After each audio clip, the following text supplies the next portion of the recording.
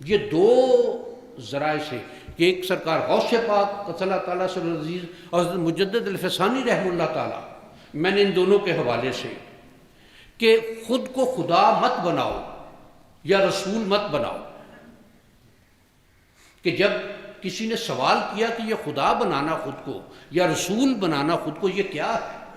تو ارشاد فرمایا کہ اپنی خواہش کو پورا کرنے کے لیے کہ بس یہی ہو، یہ میری خواہش ہے، یہ خود کو خدا بنانا ہے۔ یہ اللہ تعالیٰ کیا ہے کہ وہ جو چاہے کرتا ہے، جیسے چاہے کرتا ہے، جیسے اس کی مرضی ہو کرتا ہے۔ کسی انسان کا اس انداز میں کہ میری یہ خواہش ہے، میری یہ مرضی ہے، یہ اسی طرح ہو، یہ خود کو خدا بنانا ہے۔ اور دوسرا کہ کوئی بات کسی کو کہی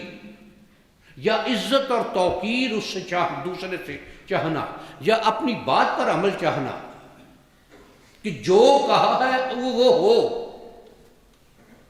یہ انبیاء کرام کا استحقاق ہے